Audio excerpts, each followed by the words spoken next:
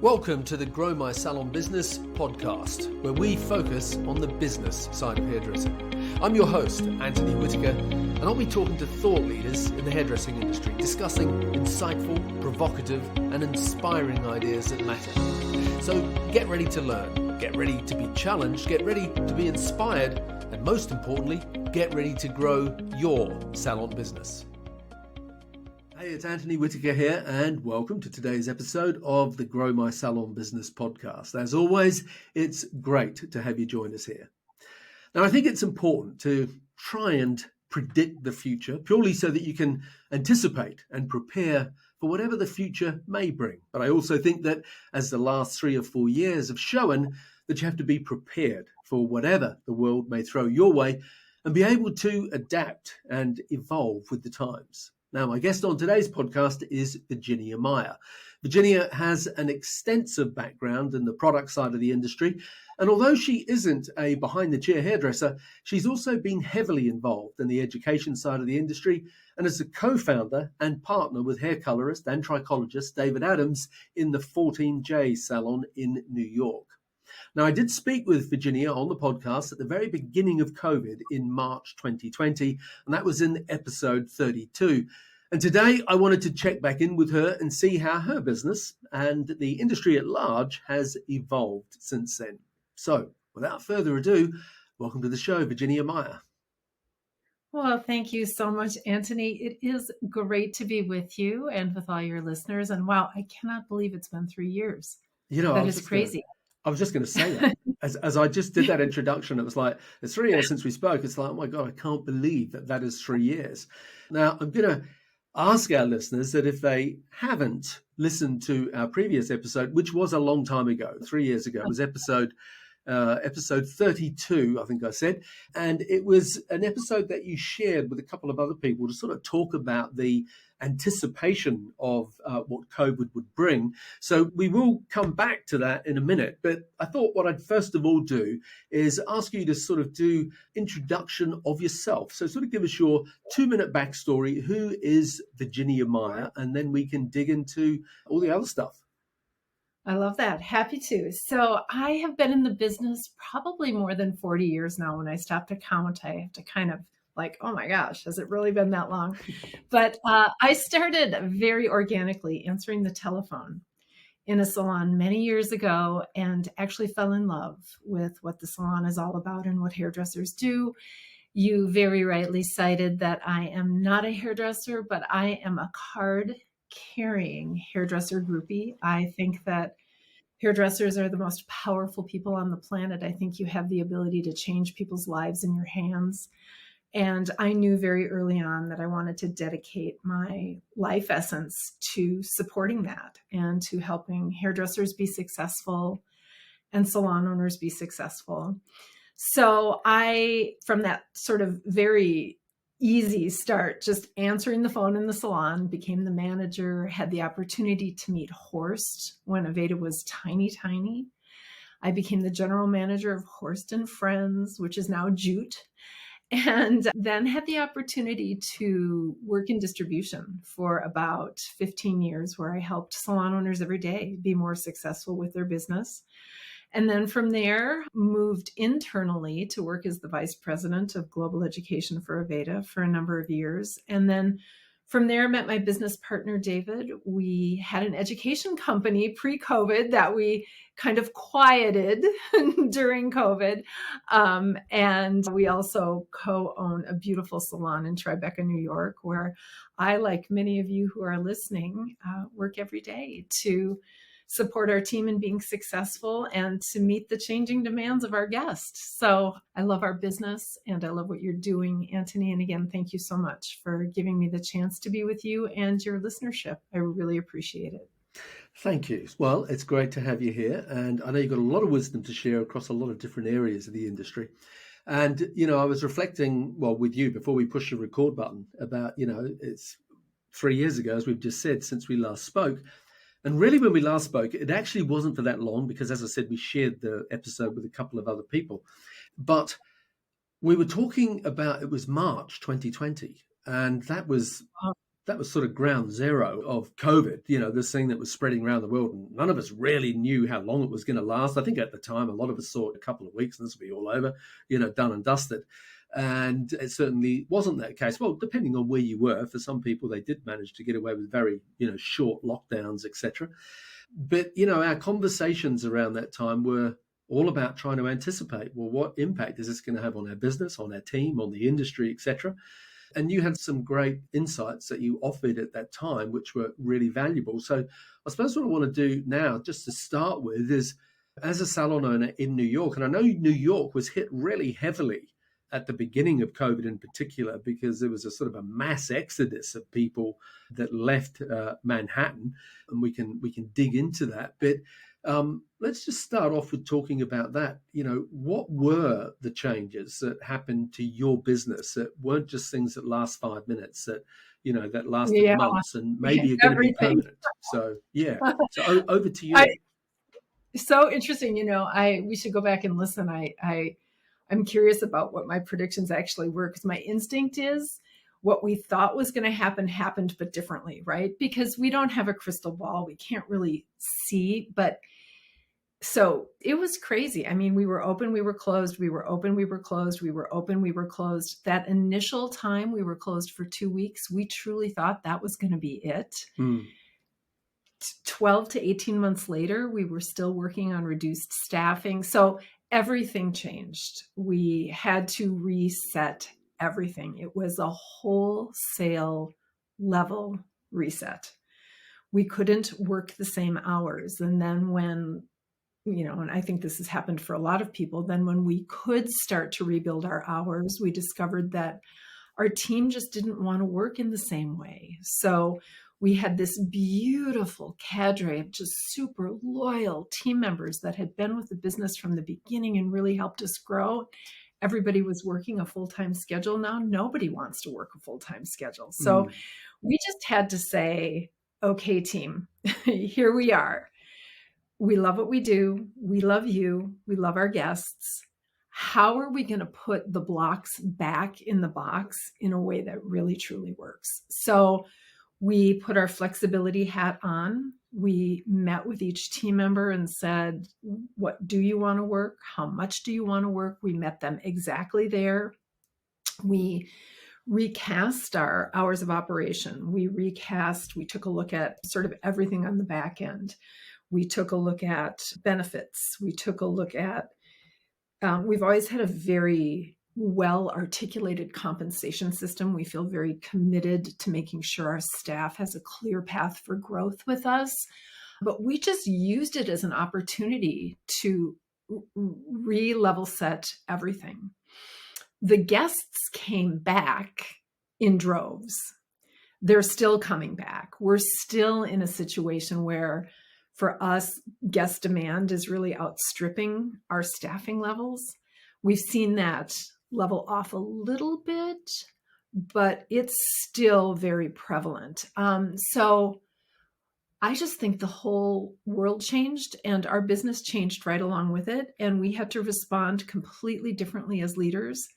And it's been great. And it's been illuminating. And I am pretty sure that for us, we're not going to go back to the way it was before. I think we're in this new time where flexibility, meeting the team where they are, making sure that we are as flexible for our guest as we can be. I think that's really the lens we're looking through today. Okay, that's interesting. So let's talk about the team first of all. Before that, you had X amount of people, all full-time, doing 5-day week, 35 to 40 hours a week, somewhere in that vicinity. They come back and, I only want to work 3 days. I don't want to work late nights. I don't want to work Saturdays or whatever. It's great that you adapt to that. What happened in terms of, that's fine, but obviously it's going to have an impact on what you earn. Are you cool with that? How did that go down? Because some people were cool with that. Some people went, I really like the idea of what I've been doing lately, sitting around at home and having, a lot of time with my family to pursue other hobbies, just for whatever it is, and not to be completely driven by work. And so they wanted to become part-time, but they still wanted to earn full-time money. How did Mhm. how's that balance been for you? Because I know that's something a Yeah, lot of people grapple with. totally. It's an awesome question. And I'm going to give you a generalization. Please challenge the heck out of it. It's just the world according to what I see when I'm consulting with salons or when when I'm looking at our business and then I'm talking to other salon owners. Most of us have a ton of unrealized production sitting on our books. So that full-time schedule, although our business was growing exponentially and beautifully,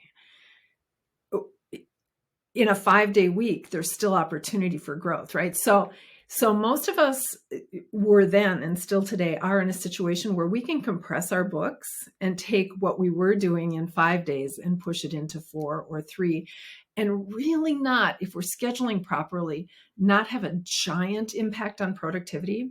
Hmm. But to answer your question about the team, in our structure and in our culture, we start with, from the team's point of view, talk to us about you. So, what is it that you want to achieve in this career? What are your dreams? What do you hope to accomplish? And all of our dreams require some type of money energy in the gas tank to be able to fulfill that dream. Hmm. So that vision for the car, the house, the vacation, whatever it is, that does require money energy. We feel like we have a responsibility in our salon to understand what someone desires for themselves from an earning perspective, and then show them very clearly the path to get there. So when our 5-day people wanted to come back over 4 days, we were able to be very clear about what it would take for them to earn the same amount in 5 days that they were earning in 4. Mm. And so that was actually an easy answer, and it was a great conversation. Was it a And case of, sorry, was it a case of you were doing 5 days and 36 hours or whatever the number is? Let's do 4 days, but do longer days. So you still got the same amount of hours, but then you've got some freed up days. Was it that sort of exchange, or yes, was it less yes, hours as well? yes. Well, I think one thing that sometimes we forget as owners, and maybe it's because we sometimes get feedback from the team that allows us to think it's different. The people that are working with us want to do well, and they Mm. want to earn money. Yeah. So, you know what I mean? They have those things, they've got rent to pay and all that. So we want to get them there where they're comfortable, and then we want to make sure that they can grow. And that's a matter of having great conversation with them. In our world, it's all about guest count, because we're focused on the guest count at the average combined service and retail ticket Yeah. that is going to be required for you to get where you want to go financially. So yes, I only want to work 4 days, but yeah, I'll work a couple extra hours a day. Or, hey, if you only want to work 4 days a week, here's how that guest count translates to what you want to earn. So let's take a look at how we, jig your book so that potential is available for you. Right. Okay. So they're Was that thinking a they're conversation? thinking Yeah, differently about how to manage their totally, own productivity as well. So yeah. totally. Okay. So have And you end we're sorry, no, I was sorry. just going to say, so have you ended up with more staff or less staff? We have fewer, we're departmentalized. So we have Mm. fewer stylists, more colorists. Total staff now is about the same, Hmm. but everybody's working very differently. So I have, I just looked at, it's great that we're having this conversation, because I just looked at this the other day. So we have probably 2.5 people that are taking the space of one. And Okay. that's unusual. We would have never, and I'm glad for this. I'm really glad for this. We would have never in the past said yes to, if somebody says, hey, I want to work 3 days a week. We would have been like, no, we really need you full time. Sorry, we're not the place for you. Now we're Yeah. like, Yeah. yeah, great. Let's talk about what that looks like, and let's talk about what your commitment around that is. And, Yeah. we have someone who is very focused on her editorial trajectory. She has great promise. She's excellent. She brings huge value when she's in the salon. We would have never flexed like that in the past and said, okay, we can figure out how to make it work with your the editorial side of your business too. So those are some of the things that 3 years ago could not have predicted. Not have predicted. So revenue is about the same. Mm-hmm. Like you haven't lost revenue, so to speak. It's just No, like the way grown. it's all been put. You've grown. Fantastic. So we've grown substantially. Good. Substantially. Okay. And I think we only just took a price increase in, what month are we in? April. It started in April. Right. And that was in response to, in the US, the cost of living percentage increase is about 9%. But things like that we consume all the time, like milk and eggs, they cost like 11% more. So all of our vendors took a price increase. We had to keep pace with that. We wanted to make sure our team could, so I guess what I'm saying is if I strip the price increases out of our growth, we're still getting super high double-digit growth. Good. And I believe that's because the guest demand is there. And if we're really looking at both the feeling and fact side of things, we were talking earlier that I believe all great decision-making has a strong feeling component to it. What do my values say are important about this decision? And a fact component. And it's those two things together that help us make good decisions. So I think we're growing because we've really listened to what's important to the team. And we've just doubled down on adding great value to the guest experience. And, that's been a really winning formula for us. Yeah. The other thing that must have had a big impact on you around this was where your salon's located. With downtown New York, Manhattan empties. Whether you've got the staff there or not didn't matter because you didn't have the clients there. They all left Manhattan, so to speak. And a lot of them, were lucky enough to have multiple homes. And so they'd go upstate or whatever and leave their, New York apartments. And now that we've come out the other end of COVID and obviously a lot of clients have, changed their work-life balance. And a lot of clients are now working from home to a couple of days a week, maybe working from the office, 2 or 3 days a week. And they're finding all businesses are juggling with this balance. And so a business like yours that was very much in the sort of, the business end of town, do you know what I mean? Like people that are living and working there, but now they're often no longer living and working there. Did that have an impact? I know it had a short-term impact. Has it had a long-term impact on your business as to, what that looks like? Yes, such an interesting question. And it's a great question because you're right. Immediately when COVID happened, people they flocked out of New York. Lots of our clients decided they were going to move to Montana, for example. They just didn't want to be in the city. And, for about, 8 to 12 months, visiting New York was a very bleak thing. I'm so happy to say the city has recovered and then some. I think if you were to visit New York today, it's got that great New York energy, but it's also got a new vitality. The streets are cleaner. The people smile a little bit more. I think it's back, and I think it's back better. So yes, we had guests leave. We were fortunate to get, and then many people stayed. We were fortunate to continue to get new guests. I think what we're experiencing now in terms of how the guest is building its relationship with the salon is that, yes, maybe they've gone back to work and they're working 3 days a week, but their schedule is really in flux and we have to flex with that. So maybe where it took one phone call or one email or one outreach to get the appointment booked, it takes probably 2 or 3 now because oops, I got called into a meeting. My boss just asked me to sit on a Zoom. My babysitter canceled. That's always happened. But I feel like if I'm working 3 days a week in the office and a couple days at home, I have a certain amount of unpredictability in my schedule Yeah. that is impacting how the book looks. And so we've kind of had to double down on that too, making sure that we're able to be available to them when they want to communicate with us, making sure that we are flexible if they want to move their appointment, making sure that we appreciate that the struggle is real and we don't want to be another problem. We don't want to make it tough for you to book your hair appointment. We want to be the easy button for you. So, we work hard to be that.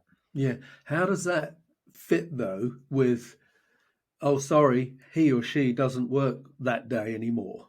They used to work a 5-day week, but now they only work these days. Is it, I mean, Yeah, it's like yeah. both people have got the jigsaw that they're trying to work. It's awesome. There's a lot of creative tension. So Yeah, we're very yeah. gracious. We're very gracious. We're very transparent. And we say, in fact, it's kind of like a little sing-song loop in my head, so-and-so, unfortunately, so-and-so is fully committed that day. The next availability is here. We're happy to add you to the cancellation list. We'll keep a sharp eye open. That cancellation list and the science of working it, I think, has up-leveled since COVID for sure. Right. And we've always been huge proponents of pre-booking because we do see it as a true value to the guest. And it's also something that from a business perspective increases frequency of guest visits. So super important that we're trying to extend some influence over that. So we double down on that. And it doesn't matter to us. Yes, a certain percentage of those pre-booked appointments will move anyway, or maybe, it doesn't end up working for the guest schedule. So much better to have that time on the book than we can move than frustrating the guest with not being able to be in. Yeah. And then, truth be told, I had a heartbreaking email from a guest that, just said, look, I just have to take a pause because it's just too hard to get an appointment. And that's heartbreaking and not something we want to hear. So we just responded to it by meeting the guest where they are and being very transparent, very service oriented, and very much on their side in terms of getting them in when they'd like to get in. So we work all those angles. Yeah, good. I don't know if that was a succinct enough answer, but that's that's good. I'm just wondering, did you, because one of the things you mentioned at the beginning about all that flexibility that you offered, which is great, and you said that, we looked at the benefits and everything that you had going on, and I weren't sure, are they employees or are they self-employed, or is it a hybrid? They're our team members, and we work really hard to. And again, I say this with grace because the complexion of every salon is different. And what's affordable, quote unquote, for every salon is unique to each salon based on your very unique expense structure. But, our biggest expenses across the board, this is true for all of us, if we have employees, are what we pay our team, the rent that we pay for our space, what we pay for the products that sit on our shelves or sit on our back bar. Those are our big expense categories. And so we have always looked at our business. David and I have said, look, our people have to be more successful with us to retain them. They have to be more successful with us than they can be anywhere else. So that means we are obligated to show them a clear path for growth from the time they start with us. As they move, we have a deep responsibility to help them understand how the salon makes money and that making money is a really good thing. And that when we do make money, there's a great deal in it for them too. So if they're going to stay with us and be successful with us, we have to make sure we're meeting their life aims. Yeah, as employees. Okay. Totally. Yeah. Totally. Did you get, I mean, I know the answer to this question. Did you get a lot of salons around you close? Yes. Yes. So was that good for you? I mean, that sounds a bit mercenary, but did you attract staff from the area that you were able to accommodate? We were. Blessing and curse, I mean, yes. I think anytime a salon closes, it's a heart hurt for our Mm. industry in general, because I believe it says that we've somehow, as leaders in the business, have failed that owner in terms of supporting them and operating a very successful business. We did benefit from salons closing in the area. We benefited from both their staff perhaps wanting to come work with us, and then also guests wanting Yeah. to find a new salon home. Mm. So yes, and we've always been a train them from the inside focused salon, and we did bring people in from the outside during COVID, and in some instances that worked really well, and in some instances it was just a cultural disconnect. Yeah. So Yeah. Well, that leads perfectly into talking about recruitment. As you said, people's expectations of what they want have changed dramatically. From the salon owner's perspective, how have you found that you need to change your whole approach to recruitment? I know that you know Stephanie Fox well, and you've worked together. And I don't know if I've just interviewed her, as I told you before, and we talked a lot about recruitment, and that may come out just before this episode, or it may come out just after. I'm not sure, but I'm really curious to see, as a salon owner, how you've changed your approach to recruitment these days.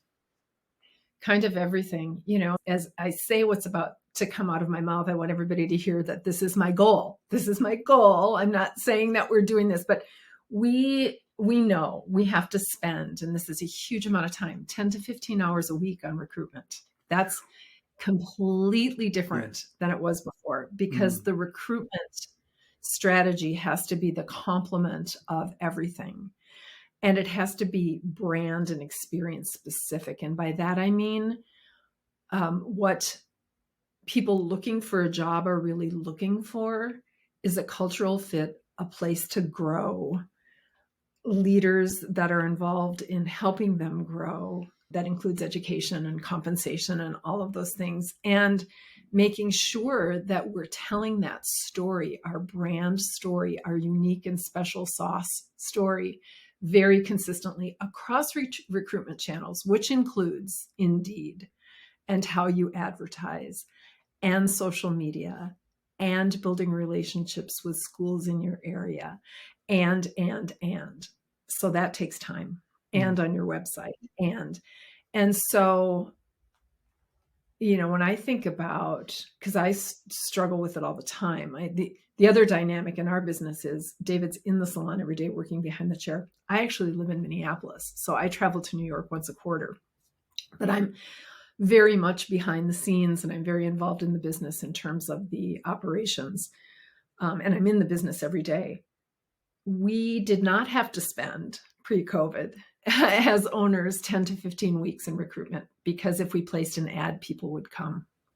That's not the case anymore. So recruitment is a part-time job, and it's not something that we can ignore. We have to figure out how to get our energy around maintaining those buckets. And I think Stephanie's program is a great way to help identify from a values perspective what's important to you as an owner, and then how you make sure, like, who you are, what you stand for, what makes you unique, your special sauce.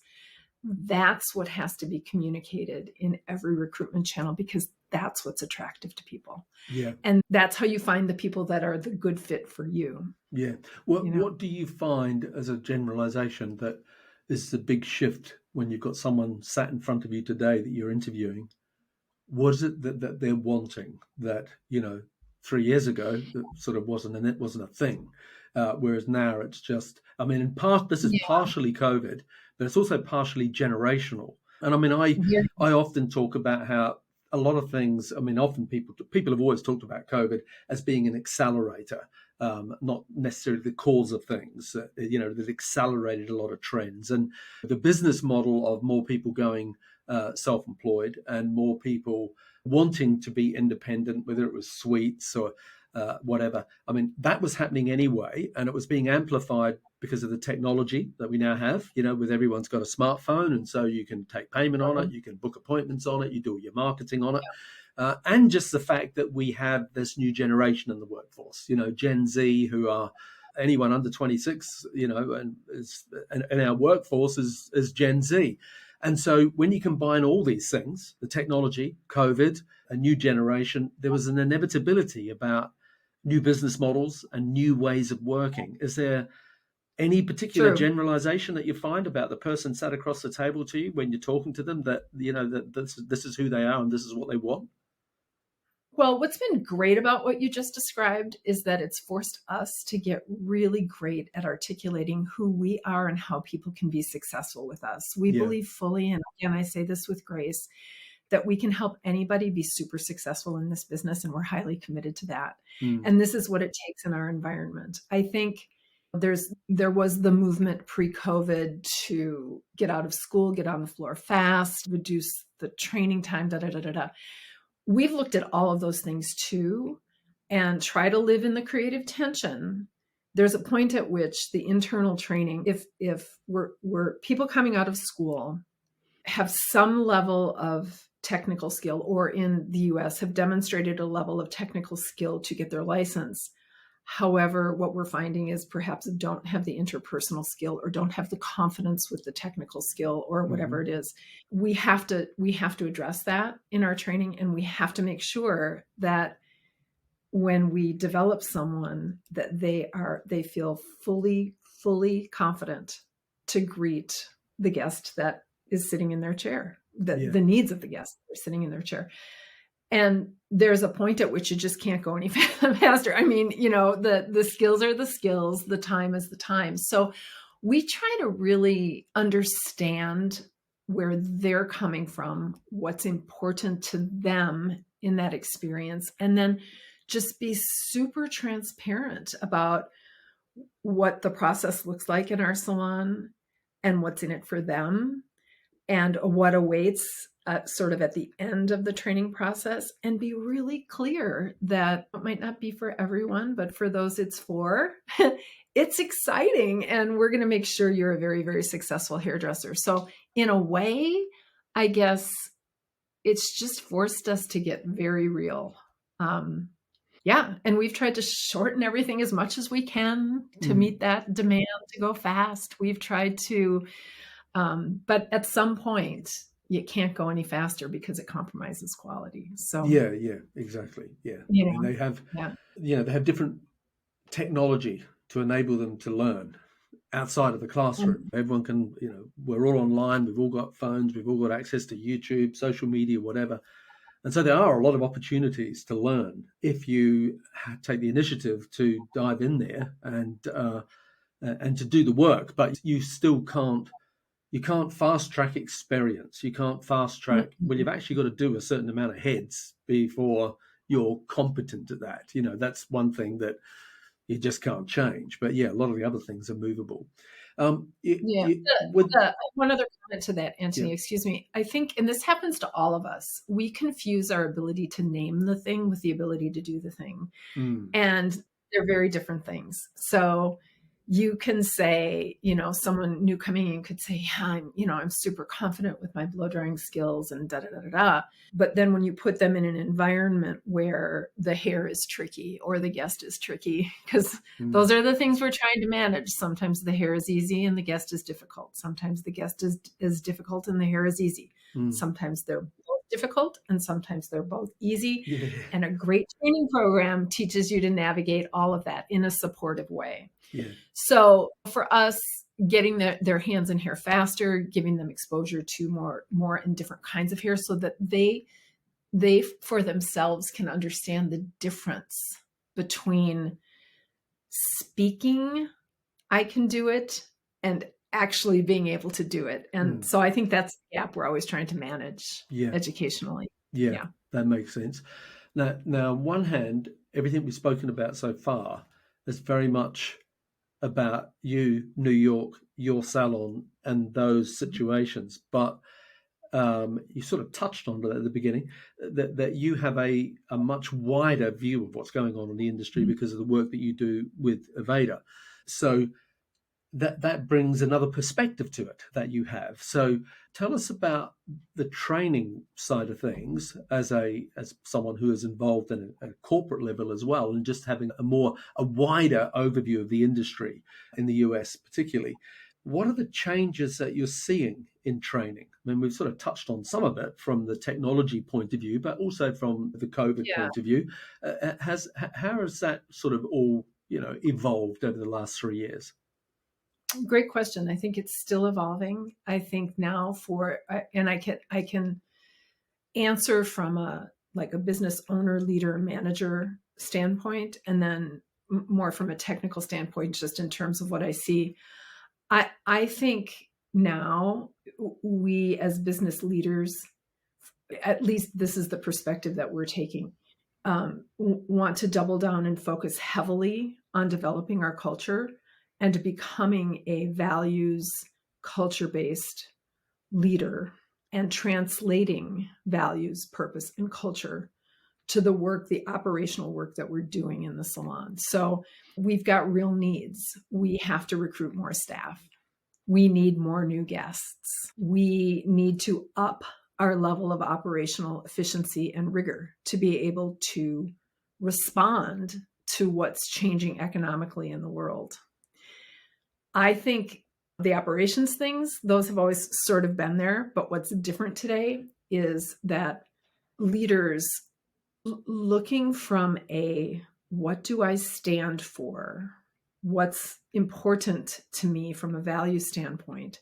How am I making that clear and present in my salon culture so that my team is crystal clear on who we are, why we do what we do, how we show up every day, and then how that translates to the guest, super important.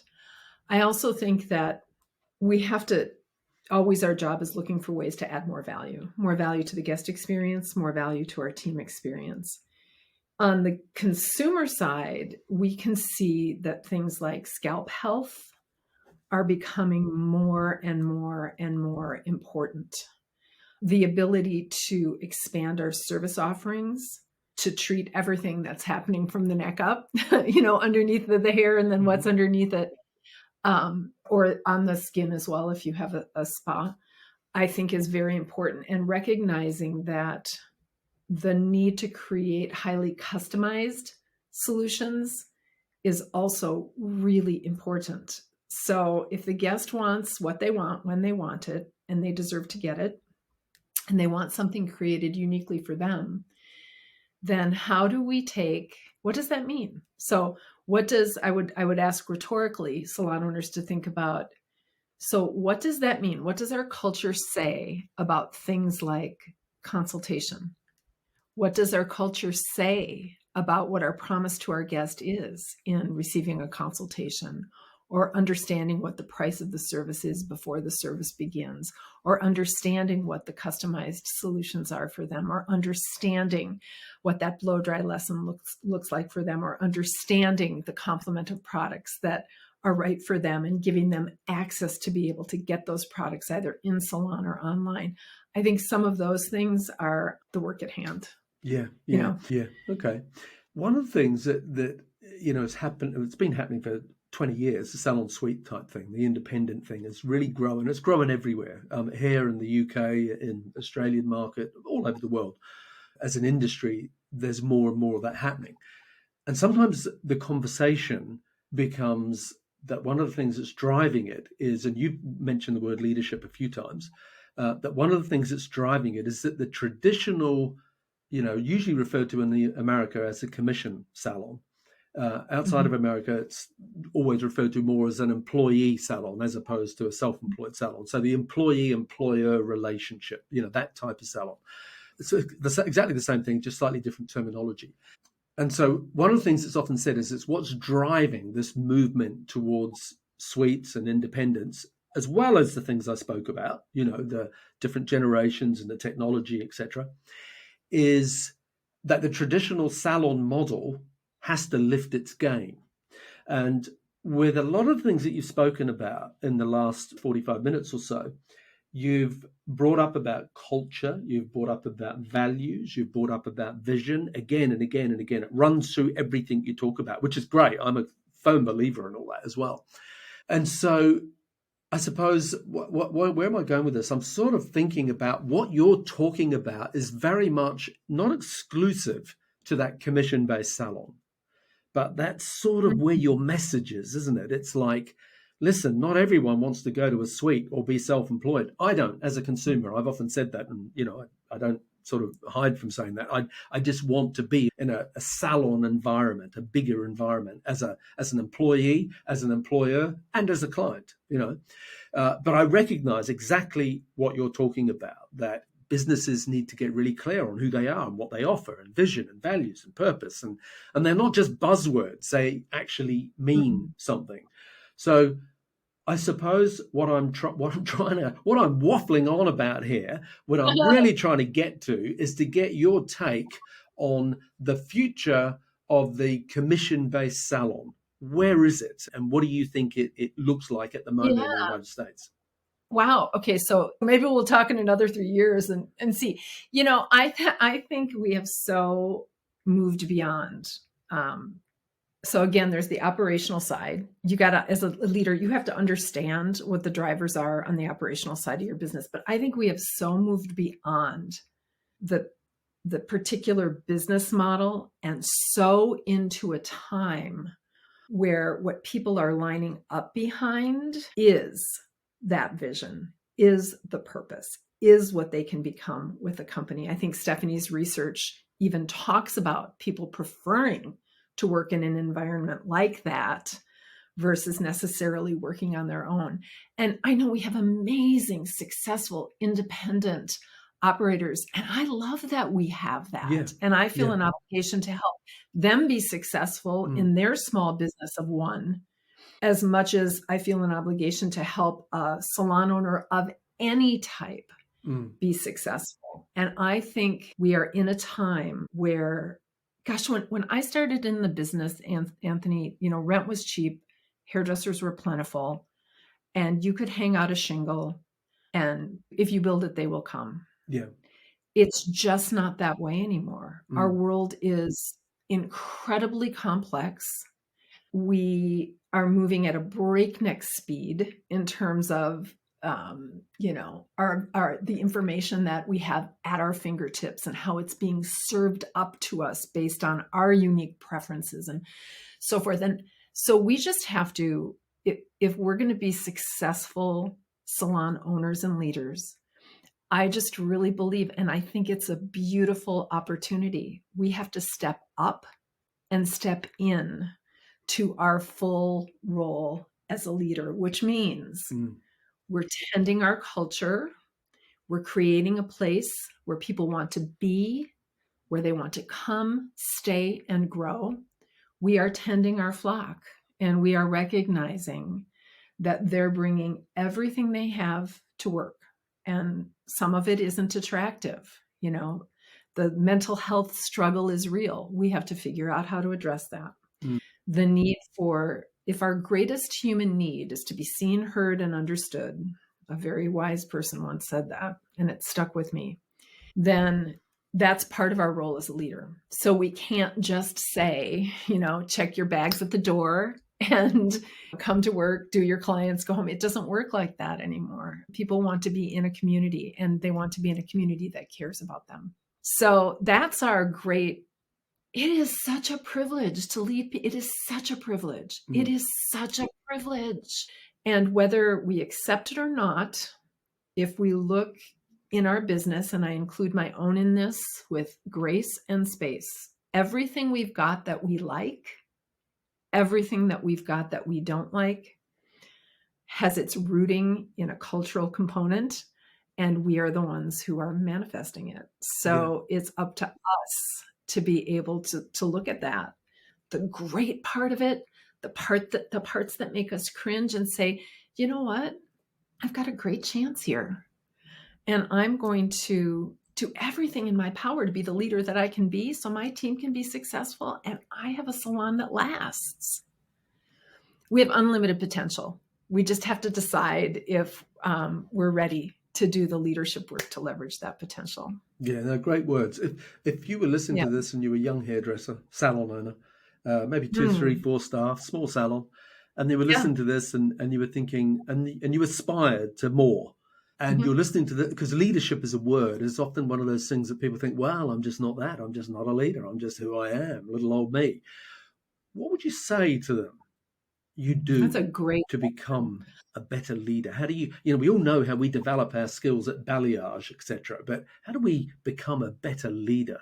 I would say you have one job, and that is to work on you and surround yourself. Find people who are already doing what it is that you aspire to do or be, and be with them.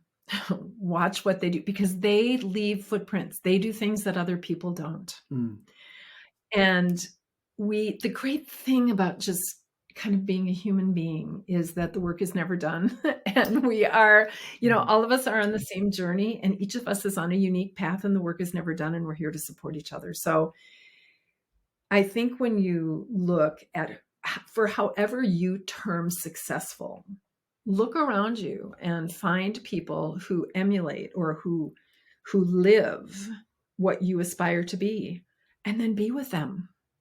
Be with them, invite them into your community, model what they do, build a relationship with them. It's kind of like,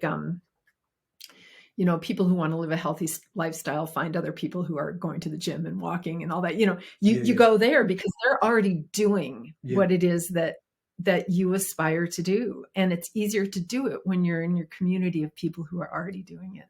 Yeah. And so I would say, pay attention to where you turn your attention, and everything is two things: that which you want and that which you don't. And wherever you turn your attention, you're going to get more of. So if you want more prosperity, if you want more growth, if you want to see more opportunity, be around people who are doing that. They're growing successful businesses. They do take care of how they think. They do take care of their body. They do go be with them. Yeah. Okay. It's that thing. You become the average of the 4 people you hang around with the most, really, isn't it? Do you know what I mean? And whether hang around means face to face, or listening to podcasts with them, or watching them on YouTube, or reading books, or whatever. It doesn't necessarily have to be that you're hanging out with them every day of the week. Yeah, but good point. Look, the last. I think Sorry, if we work on us. Yeah, what was that? I said, I think our number one job is us, right? Yes. So, so the more we feed ourselves, the better we are at helping others grow. Yeah.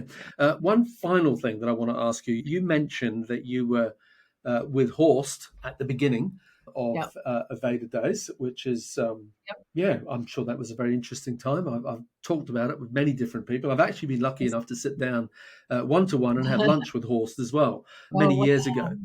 And so that's a nice memory. But one thing I think that they, as a company, always did, like from day one, I can't ever remember it not being a time where they were good at this. And that is that I always talk to hairdressers, salon owners, and I say, look, what's really important is that I can teach you how to sell a product to a client, to educate them. I can teach you all that stuff and come at it from many different angles as to how to effectively do that. But one of the things that I often think that need addressing with salon owners is I say to them, look, it's not just about creating a selling environment. It's your job as a salon owner to create a buying environment where people walk in there and they want to buy stuff. Now, I think Aveda have always done that extraordinarily well. And so when I say always, it goes right back to the beginning with Horst. Now, you were involved at the beginning. Was that him? Like, what is it about the brand that has made such a strong buying environment? Whereas another brand, you might go into a salon and they've got all their products on a rickety old plastic shelf from IKEA or something, but it's such a strong buying environment. What is he the saw key to that? He saw early on, and it was a gift from the universe, I believe. He saw early on that it wasn't about the haircut or the hair color or the product at all. It was about the experience, and everything counts. we saw very early on that what we are quote unquote selling, if you like, is an experience. It's an experiential relationship that creates an image for how people want to look and feel. And everything counts, from the moment they walk in the door, to the music that they hear, to what they smell, to how they're greeted. So when we engage all of our senses in that experience, and we deliver on our promise to create an image for how they want to look and feel, they're transported. He got that, and he just lived it and was awesome at teaching everyone how powerful that is. And it's more relevant today than it was, because we're tired and we're weary and we're stressed, and the white noise in our world is at an all-time high. So salons are these beautiful islands, these beautiful havens of, he would have said they're beautiful islands of healing, that what we're delivering is a healing experience. But they're this place where for just that time, all of that other stuff can get set aside. And here, I can have people focus on me, my needs, my well-being, my expression of myself to the outer world. So I think if we really, truly stepped in as leaders to understanding how powerful that is, how transformative that is, and how absolutely essential it is to meeting the guest at every little touch point with a magnificent experience when they call, when they email, when they walk in, when they sit in the chair, when they lean back in the shampoo bowl, whenever. There is no end to the possibility of value we can continue to add, but it starts with a different point of view. Great. It is so not. They're good words to wrap up with. So, and unfortunately, that's what we have to do. So, whereabouts can people connect with you on Instagram or other social channels? Well, 14J is, it's the word, FOURTEENJAY is the salon. And then you can reach out via Instagram through 14J, and I watch that Instagram, so you can find me there. And then, or at my email, vmeyer, MEYER @14j.com. I just want to thank you so much, Anthony, for inviting me back in 3 years later. And I look forward to speaking to you again. And I want to thank you for the work you're doing in the industry to have the dialogue and to bring people together. Thank you. These conversations are really important. So thank you for doing that. My pleasure. Thank you very much. And it's been, been really good to have this opportunity to ask you those questions. You bring so much sort of, wisdom and experience to it. So thank you for sharing that so openly. I'll put those links to your Instagram in the show notes for today's podcast. And if you are listening to this podcast with Virginia and you've enjoyed it, do me a favor, take a screenshot on your phone, share it to your Instagram stories. And don't forget to subscribe and leave us a rating and review on the Apple Podcast app. So to wrap up, Virginia Meyer, thank you ever so much for your time and your open and honesty and willingness to share. It's been fantastic to have you back on the Grow My Salon Business podcast. So hopefully it's not another 3 years until we next time talk. I hope not. I've loved speaking with you. Thank you so much, Anthony. Have a great day, everybody. Fabulous. Thanks. You too. Bye now. Thank you for listening to today's podcast. If you'd like to connect with us, you'll find us at growmysalonbusiness.com or on Facebook and Instagram at growmysalonbusiness. And if you enjoyed tuning into our podcast, make sure that you subscribe, like, and share it with your friends. Until next time, this is Anthony Whitaker, wishing you continued success.